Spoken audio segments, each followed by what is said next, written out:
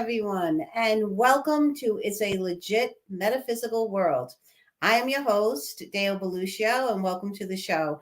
I am very excited about tonight's guest. She's a dear friend of mine, and she is incredible to talk to. So her name is Denise Roberge, and she is an intuitive channel for over 30 years. I had to write down her things because she does so many cool things, integrating her education as a social worker and her love of healing in the metaphysical arts. So, Denise, come on in and join the show. Hello, Dale. Hello, welcome. Thank you very much for having me. This is going to be a great time. Yes, I must say to whoever produces this show, all of you, what a fabulous intro that is. Oh, good. The music's great. The graphics are unbelievable. Good job. Nice. Thank you. I was bopping. I was dancing. Having a good time. That's awesome. So, Denise, before we really get into the heavy stuff that I know you and I are dying to talk about, could you let my audience know a little bit about your background and your spiritual journey, and how did you get to the point you are today? Like I said, you are an intuitive channeler, and you are also, a social worker, and you do clinical work, but how on earth did you get here? Wow, that's a big question because I'm old, you know. I've been Aren't we all? It's only a number around the block now for a long time, like 30. Well, it depends on where you want to start. Well, I was raised Roman Catholic. Oh, me too. And yeah, many of us are. And I got a love of the mysteries of the universe and angels and saints from that. Now, I could talk about the detriments and the difficulties that I went through, but I'd rather not. Okay. Because I'm at peace with that, with the whole thing now. And I can walk into a church now and feel reverence and feel holy and feel connected to the universe in any given building, any given service. That's wonderful. Yeah, it took a while to get there, though. I'm not going to lie. Oh, it took a lot of healing, right? Yeah, absolutely. It did. A lot of healing. Yeah. So I was always an intuitive. And the reason I know that now, I didn't know it at the time, but ever since I was a kid, I would make pronouncements. I would say, I'm going to do this when I grow up, or so-and-so is going to move or something. And my mother would say, honey, how can you say this stuff? How do you know this stuff? I go, I don't know. I don't know how I know it. I just know it. She said, okay, honey. And I get a little, pat on the head. Right. But I didn't know either until some of the things started coming true. And I was like, oh, gee, I was right about that. Wow. I was right about that. And when I was either 16 or 17, I was in high school. A woman I babysat for gave me a book called Seth Speaks, the Seth material, which is all channeled stuff, all metaphysical, all multidimensional. And it blew my head off. It opened me up. What was the name of that book? Seth Speaks by Jane Roberts. Okay. The Seth material is another book, and there's they have a whole bunch of books. So Jane Roberts is the channel, and Seth is the entity that she channels. And the channeled wisdom that Seth spoke through her is sort of a similar vein to Abraham Hicks and who else? I'm not coming up with names right now, but I follow a lot of. Anyway, so what ended up happening was I read that book, and then the next year I went to college and I took a public speaking class, and they asked us to pick a topic, pick a book to talk about. And I picked that book. And he said, write note cards, but you can't read, and you have to do this extemporaneously, just referring to note cards. So I wrote my note cards out, and all of a sudden I got in front of the room and I went, my presentation is on blah, blah, blah. And I went out and didn't wake up for I don't know how long. And when I came to, the class was sitting there with their jaws dropped, and my teacher came up to me and he said, that was unbelievable. How did you remember all that stuff? It was because it was all metaphysical stuff that a 17-year-old, I was 17 my first year in college, shouldn't know. I mean, how old at 17? And I said, well, I read the book. I mean, I guess I know it from the book. And he said, but what about this? What about that? I said, I said that? Really? I said that? So I channeled this presentation. Wow. So Yeah. when you say you went out, because at first I thought you meant you passed out, but no. My you consciousness left my body. I brought Seth or some other entity from the universe in to use my body, and they gave the presentation because I don't remember. I don't remember a word. I don't remember a to word. this day, you don't To remember? this day, I don't remember a word. Wow. I remember the beginning and I remember the end when I woke up, came back. You came back. Yeah. Right. So, but I still didn't know I didn't know that I was a channel, and I didn't know that I channeled it. I just thought, well, maybe I'm a gifted public speaker. I don't know.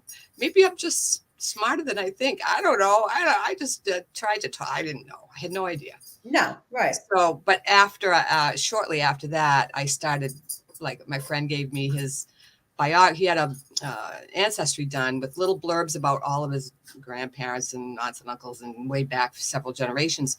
And they were on printed pieces of paper like this. And it was the name, the date of birth, the marriage, and what they did for a living, I think, something like that. So I did this. I said, wow, this is cool. I glanced at it like this, and I closed my eyes and started telling him about all these people and what they did and how they were related to each other, and how some of them are his spirit guides and all this stuff. I don't know. I don't really remember a whole lot of what I said. And he was stunned. So, these things started to happen. These metaphysical, multidimensional things started to happen. I want to skip through my 20s. I finished college, had a few mental breakdowns, had a lot of shadows experiences, and went through a lot.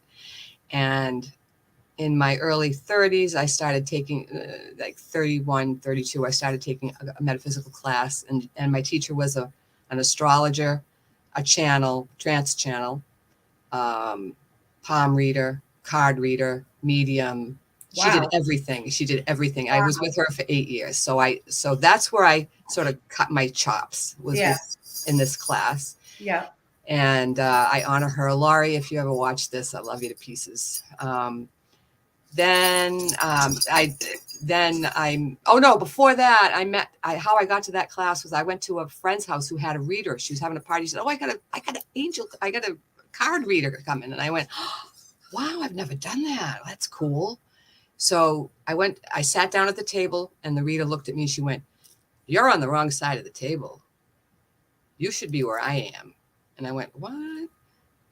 So then she's the one that turned me on to the class. So that's where I learned how to read cards. And that's what I was drawn to initially, was reading cards. Yeah. So all this time I had graduated college and started taking graduate courses, and having children, and living my life and being stressed, and you know how it goes. Oh yeah. And but I started for free reading cards. I just didn't trust myself, so I wouldn't charge. So I read cards for free for a long time, and then I started charging $5 for a reading for a long time. I think I did this for like 5 years. I just pretty much gave away readings until I was convinced that I was for real, and that everyone else believed it before I did. Yeah. Yeah. And now I get a whole lot more than $10 per reading.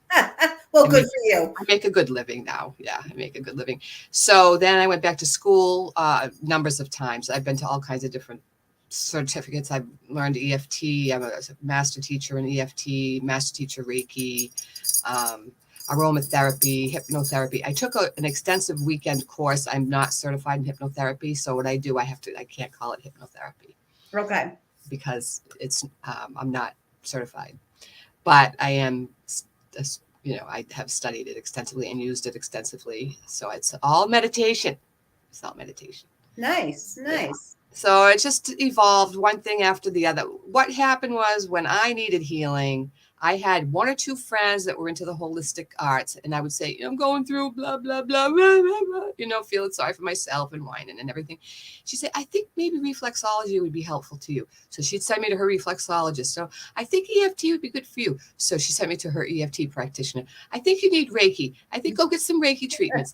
So that's how I learned how to heal. Was from these couple of friends that I had that were already in the circles, in the spiritual world, world, and already doing some of their healing this way. And so I found a lot of comfort, a lot of healing in all these traditions. So I started studying them and getting myself certified in everything because I saw how it worked in my own life. I have to say, I totally believe that every problem I've ever had, and I skipped over all my problems deliberately, not that I won't talk about them, because I will if they come up in conversation. Trust me when I tell you I'm a trauma survivor. I'm a trauma thriver. I mean, I'm thriving now. A lot of trauma, dramatic trauma that you could write a book about, you know what I mean, a movie about. No, I can relate. That kind of stuff. Mention the book title. The book that turned my head around and got me into multidimensionality and the nature of reality, of the ultimate reality, it was called Seth Speaks by Jane Roberts. And other books by the same name, by the same author. They wrote a bunch of books together. They were all channeled books. So all this time now, I'm in social work. I'm doing various things. First, I started in special education because I was a dual major in college. I was a special ed major and a psychology major. So I did both things when I got out. I started in teaching special needs, left that, went to social work. I started off in casework. Did casework for a long time. Yep. And then I branched off into drug and alcohol treatment because I got sober. I got sober in 1989. And it's been quite a journey. And I learned a lot there. I went to the 12-step programs, learned a lot about spirituality in those 12-step programs. Mm-hmm. And a lot about healing and a lot about changing my thought and that kind of stuff. It was the power of your thoughts. Yep. Mm-hmm. Yep. So I ended up getting some time behind me and started working in the drug and alcohol field. I was a therapist in the drug and alcohol field for a long time. Worked in both a hospital setting, inpatient acute setting, and long-term treatment setting. I worked in both. They were both for the same organization. And then I did some drug and alcohol work for another agency in Rhode Island, and blah, blah, blah. I did a bunch of different kinds of fun stuff. And then I started having more breakdowns and getting stressed out and getting promoted because every time I got a job, they were thrilled. I was so astute. I was psychic through the whole thing. This is the thing. I've always been who I am, but I didn't know it. So I was always psychic, and I was always bringing in information that I didn't know what to do with yet. So I was knowing stuff about the people I was working with and freaking out because I knew they were rapists. I knew when they were molesters. I knew when they were abused. I knew when they'd been raped. I knew all this. I would know this stuff. You could see everything. I could see it. And I'm like, I got so stressed out because I didn't know how to handle all that information. It was so overwhelming. It was just overwhelming. And at that time, Denise, I was still good at it, though. I was still good at it. I could dissociate myself and be completely present and then wait and have the breakdown later when it was more convenient. Did you believe the stuff you were seeing about these people, or were you still in the mindset like you were doubting yourself? Oh, like, no, I believed it. I believed it. Yeah. Wow, that's a lot to wrap your head around. At that age, it was. Yeah. At that age, it was. In my 20s and 30s, it was. It was a lot. And I'm being an empath. I absorb everything from everybody until I've learned. I'm an empowered empath now, and I can harness all that good stuff and use it in positive ways. But before I knew that about me, that I was one of those people that probably in part because of my own trauma, in part because I was born with the intuitive skills and gifts, I was easily overwhelmed. Other people's energy overwhelmed me very easily. And I was having breakdown after breakdown. And God, for a little while, I gave my power over to the psychiatric world. And I do want to say one thing before I go any further. I honor all paths to healing, whether I agree with them or not, whether they were good for me or not.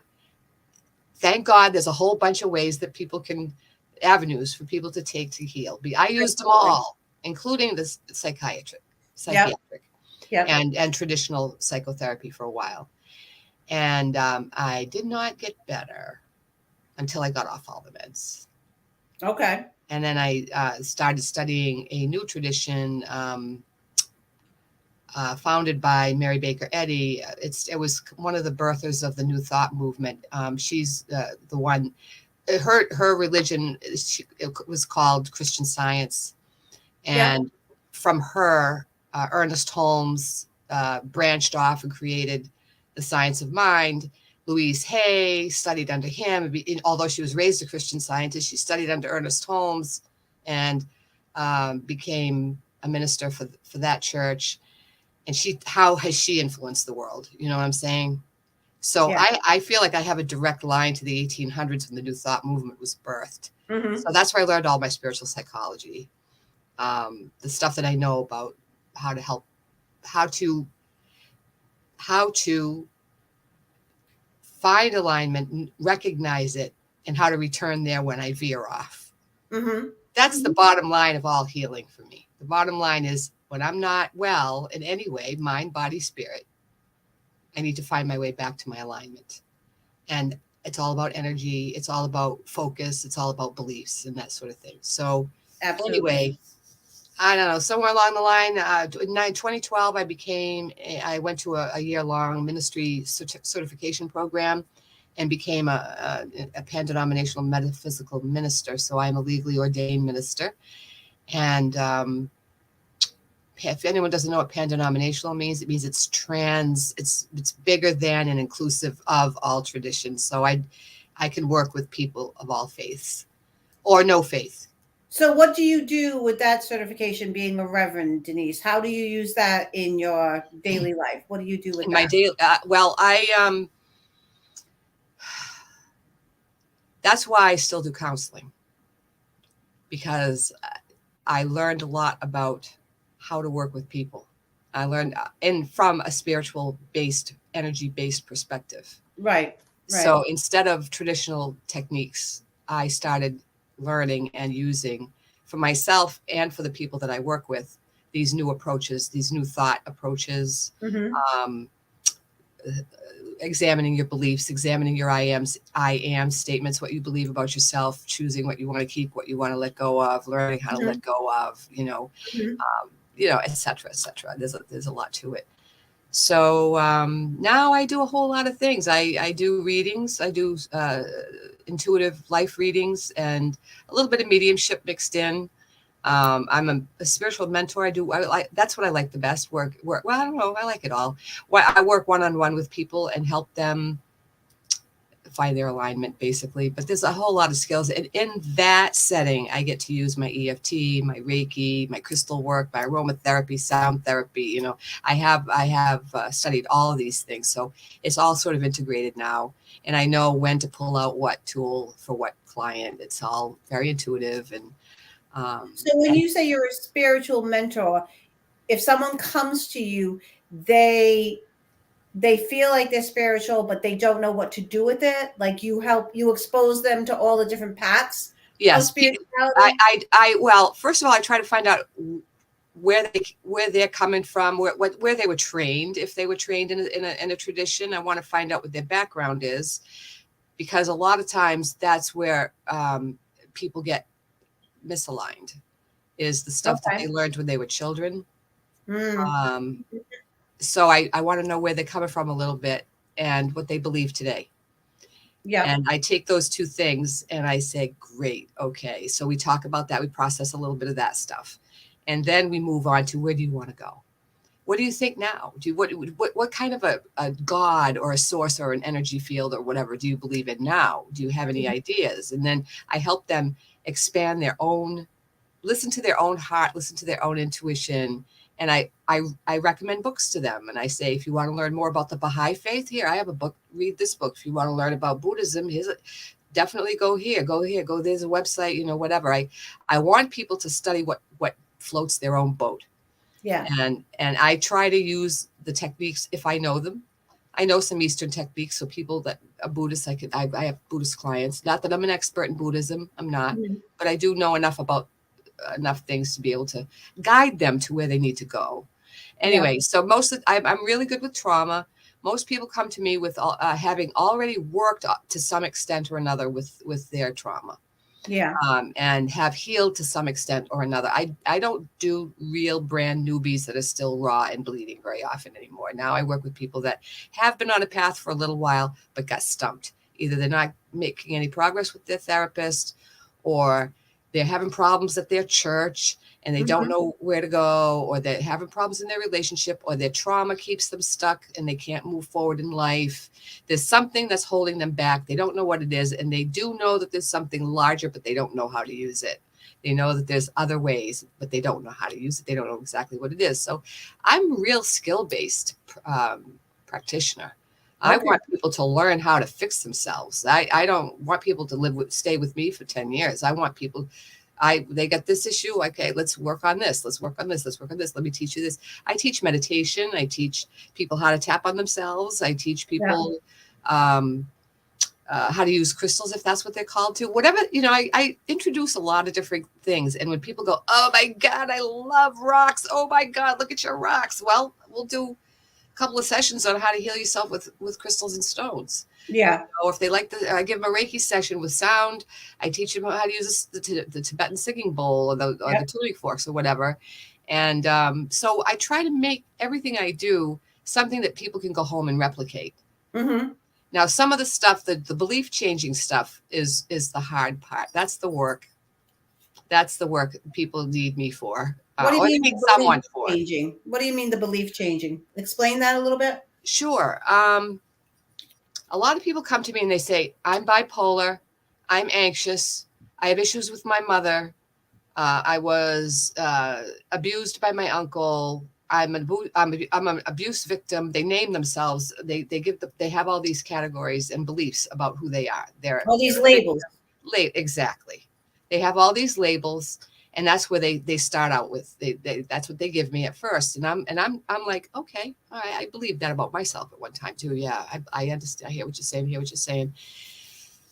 Little by little, I help them examine what beliefs they hold that they want to keep, and what beliefs they want to let go of. What beliefs are holding them back? Because it's our belief systems that hold us back from moving forward. So, say I believe. I'm just going to use something easy. I believe I'm not capable, that I don't deserve to make money. Yeah. I know what I do isn't important enough to make enough money to live on. So I can't quit my job and do what I love because I can't do that. Well, we're going to break that down. Okay. When's the first time you thought you didn't believe in yourself? Where did that come from? What messages were you given? As a child, where did that I'm not worthy, I'm not capable, where did that come from? So then we work on, I teach them about the meridians, I teach them about the chakras, I teach them about how to, and I actually do it with them. I do a Reiki session, or I do a tapping session, or I do some kind of session to help them release those beliefs that are holding them back. Because it's beliefs that hold people, it's false beliefs that hold people back. That's all it is, because this is a limitless universe. This is it's an abundant universe. It's a universe that's just sitting there shining on us, waiting for us to light up with what we want. And when we line up with what we want, we allow it to flow in. And that's what that a lot of times people get stuck, like their throats get stuck. Oh, I got to talk to my father, but I don't want to, they get like, so I teach them about the throat chakra, and I teach them how to release from the throat. And we actually do it in my home office, or on Zoom, or wherever it is we're working, so that they have the hands-on experience of doing it, so they can do it themselves. Yep. And the beliefs, though, are hideously subtle.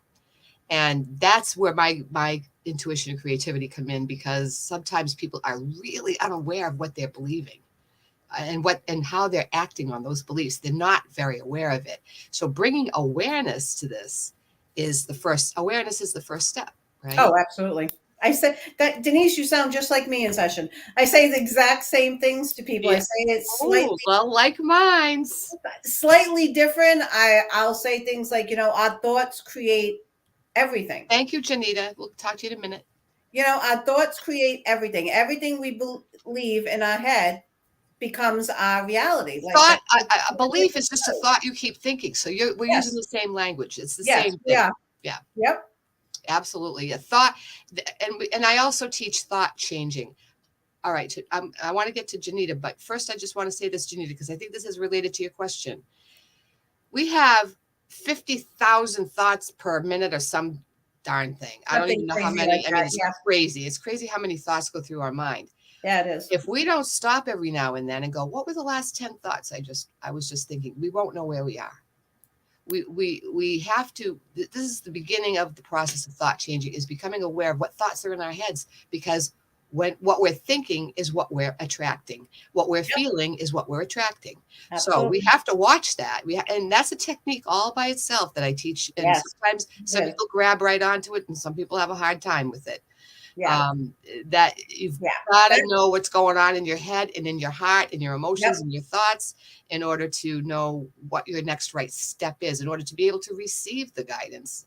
Well, don't you find, I find a lot of people, because we are so like-minded. This is funny. I don't think it's funny. We met through Roland Comtois. This is true. This is true, Denise. Yeah. What I tell them, if all you put out all day long is negative energy, what do you expect to get back? That's all you're going to get back. That's what you're attracting back in. And they'll buy that. They'll say, oh, yeah, yep, But when you flip it and you say, but so that if that's true, the opposite has to be true. Yes. And if you put out positive energy, you must be able to attract that back. That they will fight me on. That, I don't know, Dale. I don't. And I think that's Abraham Hicks calls it arguing for your limitations. People are so entrenched on what is and how it's always been, and I've always been this way, and they pay attention and put their focus on what is rather than on what they really desire. Yeah. And getting people to break that habit is a big healing tool. Helping people break is huge. Once they break some of those old habits, those habitual patterns, habitual thoughts, habitual beliefs, then they open up and they crack open and good things start to flow. But it takes a while. People hang on, like people that have diagnoses, they hang on. I can't do that because I have OCD. Yes. Well, let's talk about that. That's a belief. That's a belief. And maybe it's true. Maybe it's true. I'm not saying it's not true, but let's look at it. Let's look at the aspects of it that you believe to be true. And then they'll say what they believe to be true about their OCD. And then I'll hear stuff that's wobbly, that's not quite right, not quite funny. And I'll go, so you think you're never going to be able to stop counting counting your steps for the rest of your life? Do you believe that? Really, for the whole rest of your 50 years on the planet, you're going to be counting your steps every time you go outside or every time you're on a sidewalk or whatever? And they go, well, maybe not my whole life. And I said, well, do you want to get there? Oh, thank you. Do you want to get there? Oh, yes, I do. I want to be free of the counting. Okay, you can have anything you want. Yep. We just got to change that belief. Yes, maybe we won't get rid of all your OCD, but maybe we can work on just this one thing at a time. So anyway, is that, I'm going on and on. Did I answer your question? I mean, well, the question was how to pull in the positive energy. Okay. So to pull in the positive energy, think positively as much as can. How you get there is what I just talked about. How you get to drawing positive energy. Watching our own thoughts and our own beliefs and deciding which ones to keep and which ones to let go of is the process. Ultimately, we draw in more positive energy when we think more positively and when we make feeling good the most important thing. Now, this is a stumbling block for a lot of people, especially women who are people pleasers and codependents. Okay. Yep. Women are so trained to make everybody happy and keep the peace and make sure, no, we don't want to offend anybody and we don't want to talk back. And we got to stand in our nurturers, right? We have to be nurturers to everyone, and we have to take care of everybody. And to some extent, that's not a bad quality. I mean, when we learn how to do that from a place, from an aligned place, it's a beautiful gift. It's a beautiful gift. It is. When we give till we bleed and we give till we're empty and we give till there's nothing left, then it's hard on us. And who can we help? I mean, really, who can we help? So how do we draw in positive energy? I'll give you some examples of what I do. And this is real practical, everyday stuff that I do. Okay. Every morning I go outside with my dog. I stand in my front yard. And my tree in my front yard has a heart, a hole in it in the shape of a heart. So that's my tree's. That's so cool. That's my tree's heart. So I open myself up either in my mind or sometimes with my arms to the sun, and I take in the sun energy and I and I think the sun, even if it's cloudy, I bring the sun in because the sun's always there. It's just sometimes just, it's clouded Behind over. clouds. Yeah, it's always there. Always Yeah. there.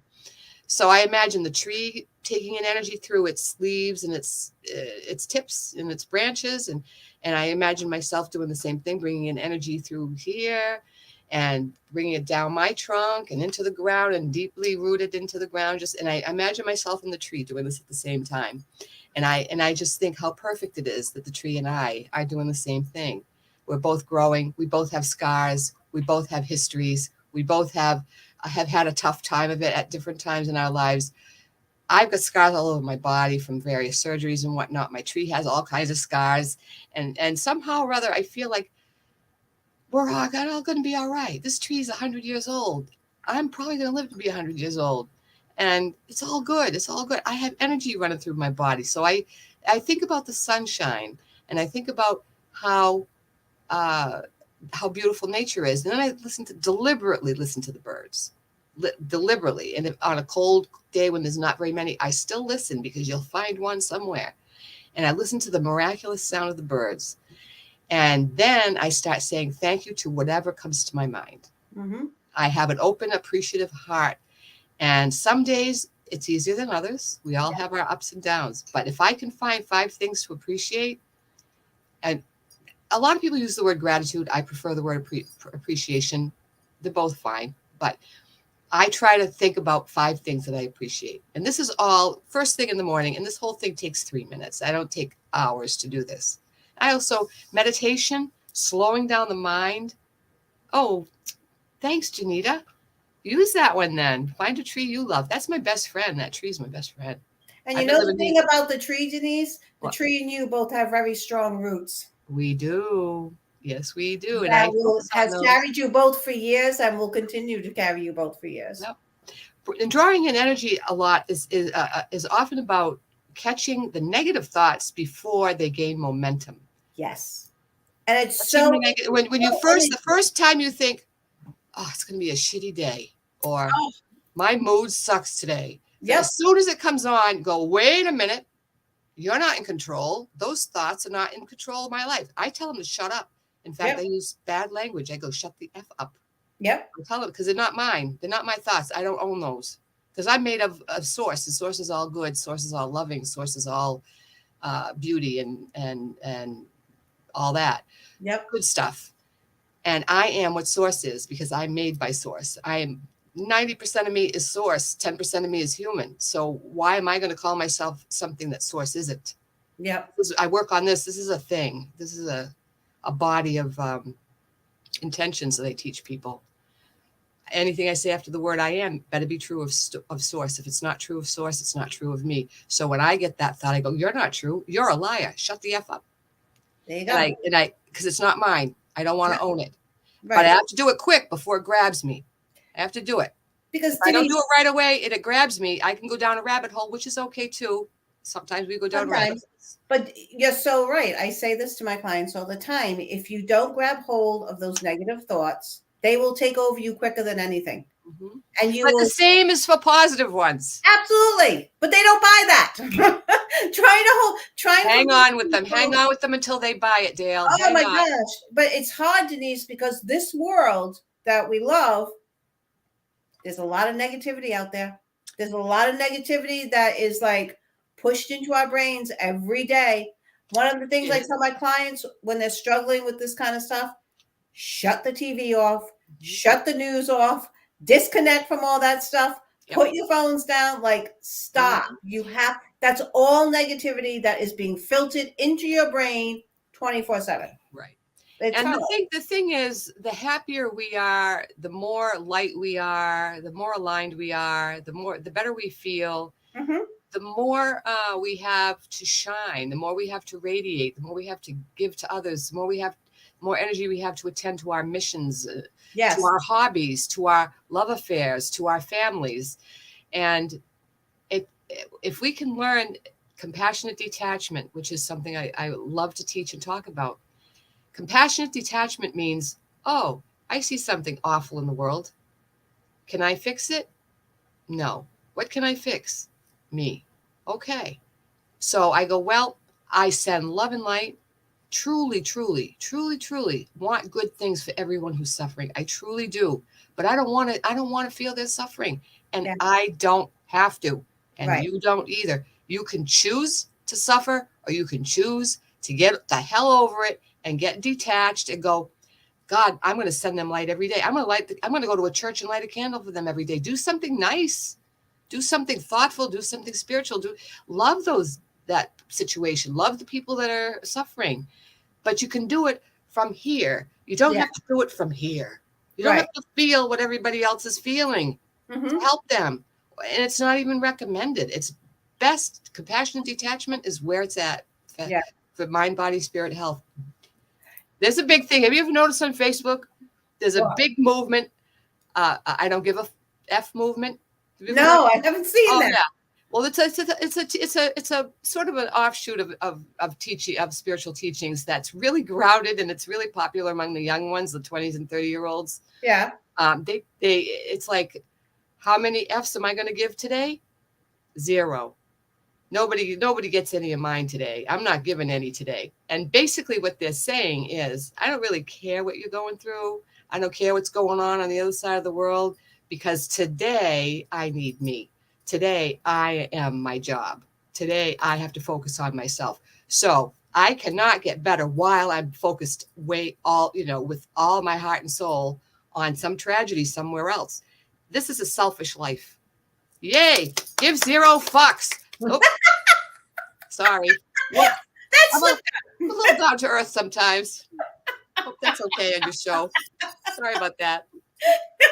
I'm for real though. That's who I am. I like you're very authentic, Denise. And yeah. For our audience though, because believe it or not, it's been 45 minutes already that we're talking. No way. Has it? Yes, it is. It's crazy. Oh my God. I know.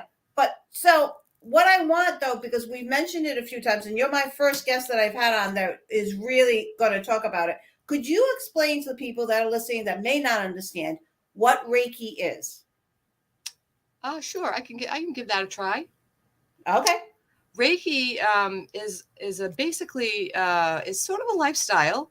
You do have to, it's a class you take. You take usually 3 or 4 classes, and you get attuned. That means you learn enough, you open enough to be able to receive enough energy to go to the next level with people, to help bring people to a place of peace. So Reiki is an energy, learning how to gather energy and learning how to focus energy in order to help yourself or help someone else. Reiki is just as effective with oneself as it is with anybody else. Reiki can be hands-off or hands-on. Reiki is all about caring and sharing and light and receiving energy and sharing energy. Reiki does not heal. What Reiki does is it relaxes and opens the chakras, relaxes people and opens their meridians, opens their heart, opens their organs, opens their cells, so that their own innate healing power can come forth. Reiki believes that a person can heal themselves if they relax and if they allow. And Reiki helps people relax and allow. Now, Denise, when you give Reiki, since you're also intuitive, have you ever had, as you're giving a Reiki session, have you ever had like spirit come across? Or because it happens to me all the time. Okay. All the time. Yeah, not every single session, but most sessions, yeah. I'm at least guided to do a visualization or something. Sometimes I do diagnostics, and I'm not a medical intuitive by trade at all. I don't claim to be. Right. But when I have someone on the Reiki table, sometimes I can pick up blockages and make suggestions to people. One woman, didn't touch her. I was moving my hands over her. We don't do anything inappropriate in Reiki. Right. I was moving my hands over her, and I don't know if I was told or I just knew. I don't really know how it happened, but I said, you have a mass under one breast, but don't worry about it. You're going to go get it tested, and it's going to be easily taken care of. It'll be over before it even starts. Don't worry about it, but just be aware that when it comes to your attention, go get it looked at. You do need, it'll need a little something, but it won't need much. 3 months later, the woman called me back, had her next mammogram. They found a small lump in that same breast and said it was either benign or easily removed or something. I don't remember, but it was all over in a month. You know, I mean, the whole thing, it didn't hurt her. I mean, it was gone. It was nothing to worry about. So she was amazed. And I've had other things like that happen. When people are on the table, I open up to all kinds of information, even sometimes mediumship, sometimes guided meditations. Yeah.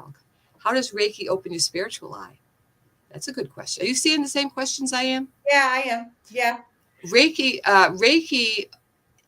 all people need to do to open their spiritual eye is to pretend it's closed for a minute. Pretend you got an eye on your forehead right here. And just visualize an eye, the eyelashes, the color of the eye. You know, you got one big eye right here. Close it. See all the lashes come together. It's closed, closed, closed. And then visualize it opening. Just in your own head, visualize it opening. And say thank you. And say, I'm open to receive. So what Reiki does is it helps people relax enough that they can allow spirit to teach them and give them and help them receive what they need to receive in order to use the power of the third eye and become, make more use of their psychic abilities or their intuitive abilities and such. Now, I want to ask you about your intuitive abilities, Denise.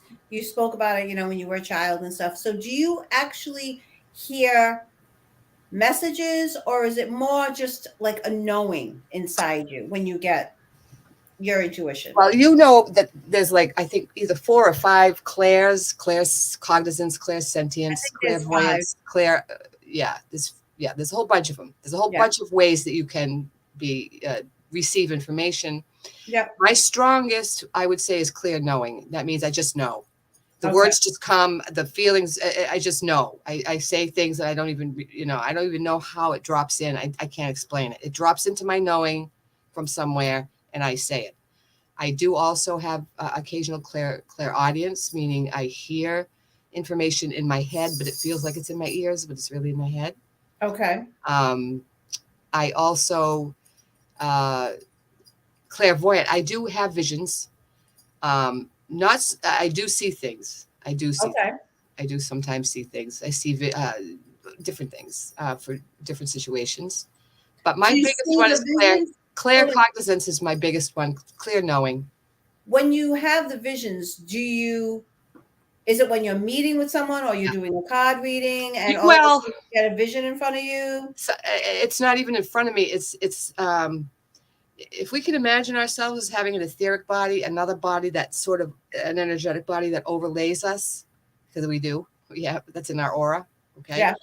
I sense the visualization often to one side or another in my energy field, like here, or sometimes here. I can't explain it. It's hard to, but I see something. It's not with my physical eyes. It's with my spiritual eyes. Okay. It's a spiritual gift. It's not it doesn't involve my eyes. Although sometimes my eyes can trigger something. Like I could be looking at a tree and then suddenly see its aura, for example. Or I could look at a person and suddenly see an energy of some type. Yeah. So there's all different ways. And if you're open, spirit comes to you whatever way you're opening to at that time. Mm-hmm. No, I completely agree that. Yeah. So, yeah, when you get a message from the other side, have you ever said, "Ooh, I don't think I'm going to share that message"? Mm-hmm. You have. Yeah. You have held back. I've been told to hold back. Along with the message, I go, this. They say this isn't for them. This is for you. Okay. This is the part that's for them. There's usually a part of the message that's for them and a part that's for me only. So that I become sensitive as to how I say it, and make sure that I say it carefully and make sure I say it in a positive manner. My guides want me to say things in a way that people will A, hear it, and B, receive it, knowing that I have their best interest at heart. So if I sort of got a vision that a person died at age 52, say that somehow that came to me that they were dead at 52, I wouldn't say you're going to die at 52. Even though they might, because there's an infinite number of possible outcomes that could happen. That person could go down this track, die at 52, go down this track and die at 52, go down this track and die at 92. or 102, because True. people are constantly creating their own lives. Right. So just because someone is heading in a particular direction, if I got someone's going to die at 52, that's the track they're on right now. So I would give them another track. So if it feels like maybe it's going to be their heart that's going to bother them at 52 and make them possibly die, I will say, they're asking you to pay a lot of attention to your heart right now. They're asking you, and I give them helpful suggestions. I give them helpful, possible potential solutions so that they can improve their lives. Because that's my biggest intention, is to help people improve their own lives. That's what every reading that I set that intention. So I get that information. Yeah. Sometimes I get the background, and the background isn't for the client right then. If I were to tell someone you're going to die at 52, maybe they would hang on to that and really die at 52 when they could choose a different path and stay alive. Yeah, no, that's true. We have free will. We can change. Just because we're on a particular trajectory doesn't mean we can't choose another one. No. Oh, absolutely. Right? Absolutely. And like you, I believe like we're all energy. Like you spoke about, That's this all we is are. not Dale. This is what carries Dale Teensy around. little piece of Dale. Yeah. This is just what carries me around. When this wears out, I'm still going to be here. You're just not going to be able to see me because my energy is still going to be here. I mean, unless you can see energy, then that's possible too. That's true. Or feel energy. I feel energy. You feel it, yeah, more than see more it. than see it. Yeah, I do see it sometimes, but I feel it more than see it. Yeah. Well, when I usually do a clairsentient, that's the other clairsentient, clear feeling. There you go. Feelings is another way to be psychic or intuitive. When I walk into a building, because I'm a paranormal investigator also, and when I walk into a place, I can feel if there's other energy there. I can just feel it as soon as I walk into a room. I'll never forget it. Years ago, my husband and I were looking for an apartment, and I walked into one of these apartments, and oh my gosh, right away the energy was bad in this apartment. I have no idea why. Something happened there, and the energy just was not good. And I'm like, nope, this is definitely not the place. Don't ask me why. This is just not the place. You got to listen to that. You know. I do house clearings every once in a while. I get a request for a house clearing, and some energy can get stuck, but it's easy to move if you know how. It's really not hard, because if you have a lot of love and a lot of radiance in your heart and a lot of belief in the goodness of the world and the goodness of the universe, you shine it into dark corners, and they want to go to the light. They see, they want to go to the light. So I help them go to the light. Yeah. Help them go to the light. I've done some crossing overs from major tragedies too, helping people that got stuck in a tragedy. Yeah, I live in North Attleboro, and Attleboro was a big jewelry city. Yeah. They had huge jewelry factories. And there was one time when I was in meditation, and this just came to me. I was picking, energetically reaching down and picking people up and saying, come with me, and bringing them to the other side. Because they got stuck. Were fearful when they died, and they were afraid to move. They were afraid to go to the light. They didn't know what to do. They weren't ready. They were just confused. Yeah. And time means nothing on the other side. They could have been in that state of mind 150 years in our time, but they're still in the same time. Yeah, they're in that time. That's the timeline they're in. Yeah, time is man-made. There is no time on the other side. Exactly. So I helped, I don't know, 30, 50, I don't even know how many people I helped them one at a time, helped them cross over to the light. Mm-hmm. That doesn't happen very often. That's a spontaneous thing every once in a while that happens to me. That's not something I advertise or look for work on. It's just something I get called to do on occasion. And when you do that, Denise, does that deplete your energy at all? No, not anymore. Okay. There were times earlier that I didn't know how not to allow myself to be depleted, but I am at 66 and living the best life I've ever lived, despite my arthritis and my hernia and everything else, physical. This is the best life I've lived. At 66, I'm the happiest I've ever been. I'm the most radiant I've ever been. And I'm happy almost all the time. And there isn't any dark energy that's going to survive around me, because I don't believe in it. Janita says, my gifts were stronger as a child. Can I get that strength back? You never lost it, Janita. That's a lie. You never lost it. Say to that part of you that says, no, I'm not psychic anymore. I was once. No, you're still just who you are, who you were. It never left you. You just changed your focus. So just change your focus and start believing in yourself to say, well, okay, if I was then, I am now. I'm still the same person. Don't give up on yourself, Janita. If you need Denise, help, call somebody. don't you believe, like Roland has always said, that everyone can do it? Everyone has the I do believe ability that. to receive messages and gifts. You Mhm. just have to open yourself up to it and believe in it. Yeah, and some people need help. I needed help. I needed to learn. I Yeah. needed to study. I needed to read books. I needed to hang around with people that were doing this stuff. I needed to take classes. I mean, it's not something that comes naturally. I have to say, though, all that stuff that I learned, it was like I ate it. It was so easy. It was just like eating chocolate cake. Every time I learned something new, I was like, oh, yeah, I already knew that. Oh, yeah, I already Yep. knew that.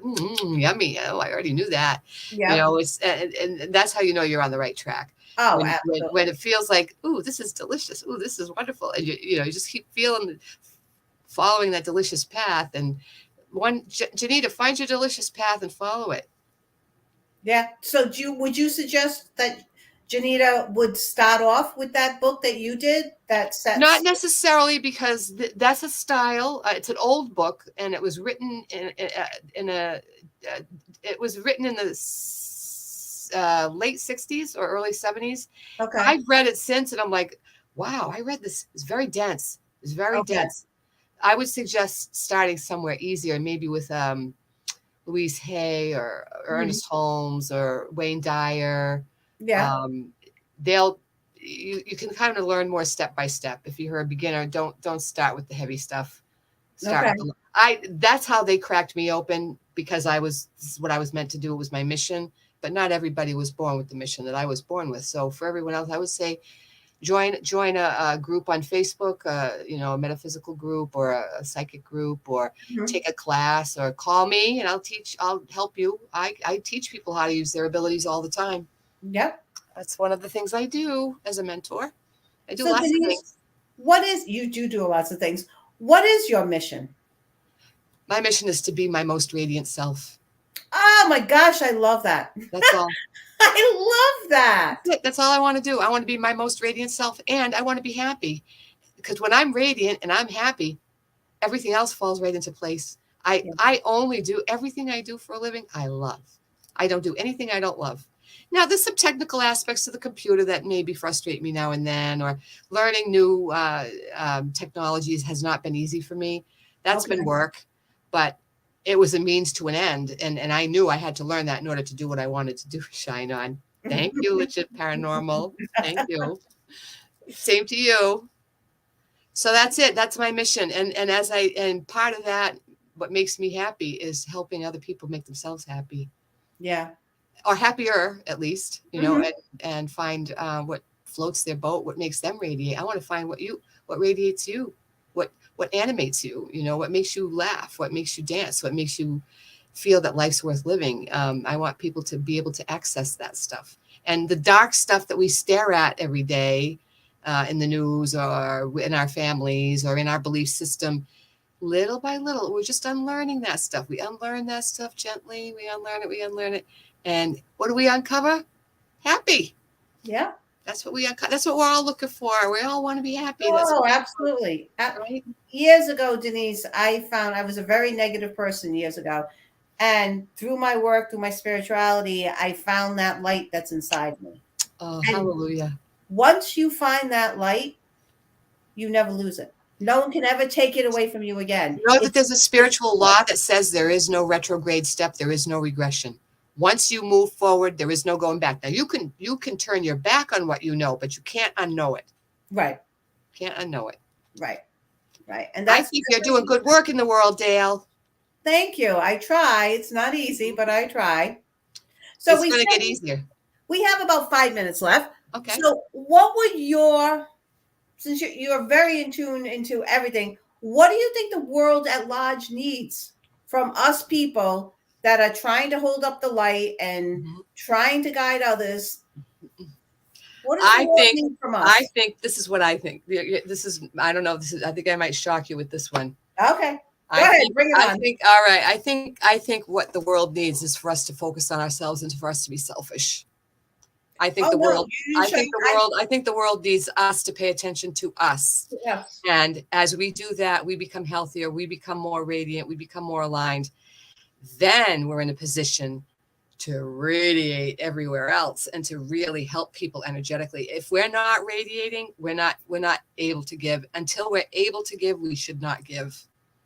And go ahead. Don't you agree that the word selfish has such a bad connotation to it? Oh yeah, it has a terrible connotation. When you tell that to people, like, you have to be selfish, they're like, "Ooh, no, I don't want to be." This is the thing. Don't give an F. Don't give an F about what other people think. Follow your bliss. Do what makes you happy. Do what makes you shine.